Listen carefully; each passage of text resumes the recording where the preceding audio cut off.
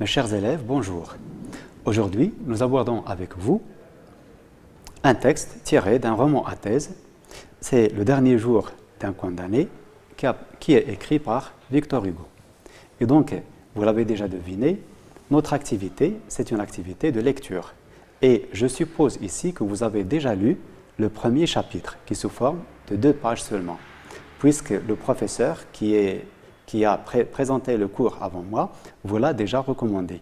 Alors donc, notre support, c'est le chapitre premier, qui est dans tout roman appelé incipit, où seulement les premières pages sont l'incipit, si le chapitre est grand. Alors l'objectif, c'est d'étudier les caractéristiques de ce texte qui est l'incipit. Voilà donc, nous avons besoin de contextualiser un petit peu l'œuvre qui est la source de ce texte. Voyons donc le tableau. L'auteur, c'est Victor Hugo. Le titre de l'œuvre est Le dernier jour d'un condamné. C'est un roman à thèse, c'est son genre littéraire. La date de publication est 1829. Pour identifier ce texte, nous nous posons la question à propos de sa typologie. Vous l'avez déjà lu et vous le savez, il y a de la narration, de la description, mais le narrateur ne vise pas seulement cela, il vise l'argumentation, convaincre ou persuader. Donc c'est un texte narratif, descriptif, à visée argumentative. L'idée directrice pour l'étude de cet incipit est la suivante.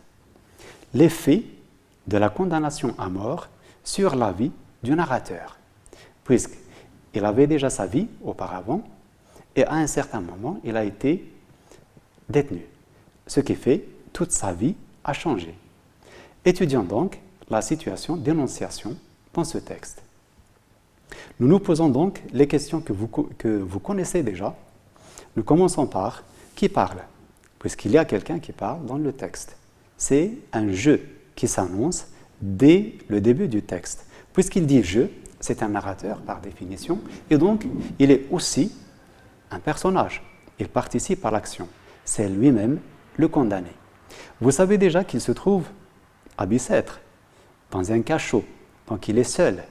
La question qui se pose, c'est à qui parle-t-il? Il est évident qu'il parle à lui-même. Donc, la question suivante, c'est depuis quand? C'est depuis 5 semaines. Il le dit textuellement dans l'incipit. De quoi parle-t-il?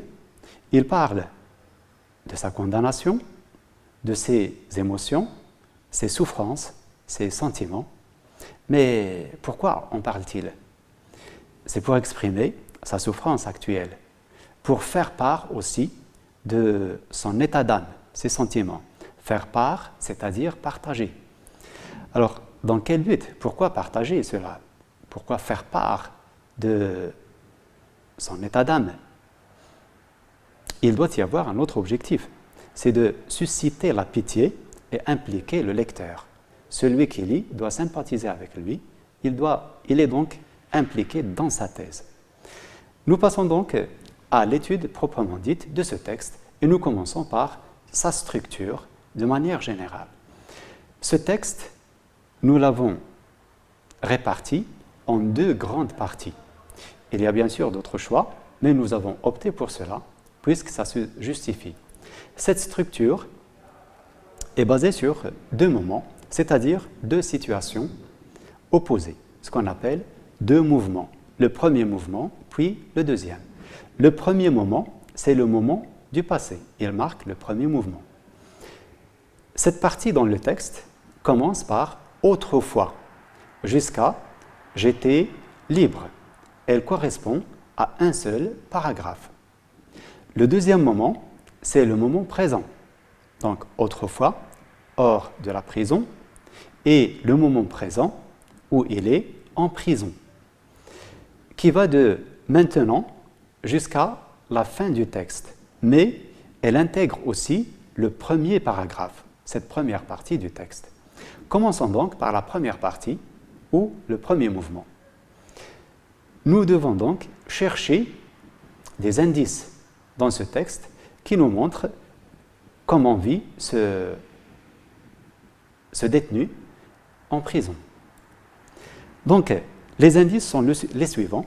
Premièrement, des indicateurs temporels. Nous avons autrefois qui définit son état dans le passé. Les temps verbaux aussi, nous avons l'imparfait, j'étais, s'amuser, c'était, était, ainsi de suite. Il y a plusieurs exemples. Le troisième indice, c'est le champ lexical du bonheur. Et donc, dans cette partie, nous avons le passé, sa vie antérieure, avant sa détention, son emprisonnement, et puis son état d'âme. Il était ou son attitude dans le passé, comment il vivait. Nous avons plusieurs indices du champ lexical du bonheur. Ce sont des mots qui forment un réseau et qui nous donnent cette idée. Esprit jeune et riche, plusieurs idées, plein de fantaisie, inépuisables arabesques, la lumière, des batailles gagnées, des promenades, j'étais libre, etc. Tous ces ingrédients qui veulent dire tout simplement le bonheur. Alors, l'indice suivant, ce sont des figures de style, comme par exemple la comparaison. J'étais un homme comme un autre homme. Il vivait sa vie. La gradation, chaque jour, chaque heure, chaque minute avait son idée. Son esprit était riche d'idées. Et donc, c'était le bonheur. L'hyperbole aussi participe à cet état d'âme d'inépuisables arabesques, inépuisables, interminables. Donc, l'hyperbole. Puis, l'énumération dans une phrase très très longue et qui se forme de plusieurs petites phrases ou plusieurs séquences dans la phrase séparées par des virgules. Elle commence par « c'était des jeunes filles », des splendides chapes d'évêques, etc., jusqu'à la fin de la phrase. Alors, nous concluons donc de tout cela, nous devons tirer une conclusion pour ce qui est de cette première partie. La liberté du narrateur est la vie heureuse dans le passé, par opposition à ce qu'il vit maintenant.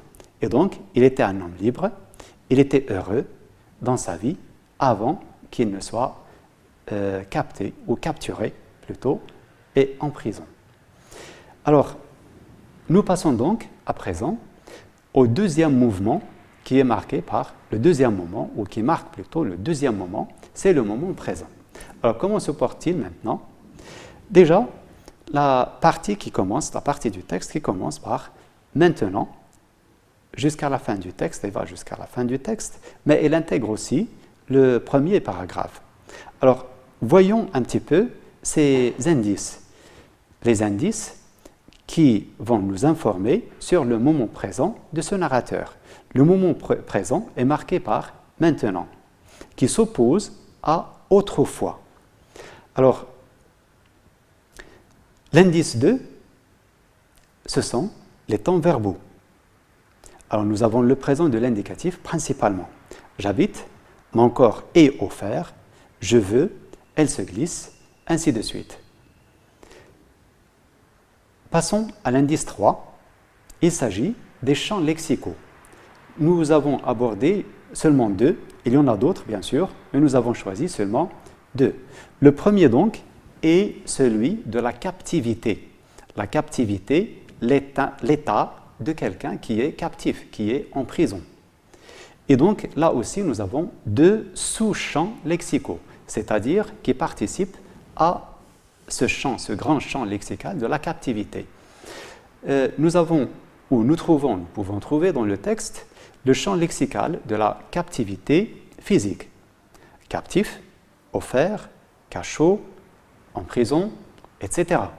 Mais il y a aussi une autre captivité, une captivité d'un autre genre, d'un autre type, c'est la captivité morale.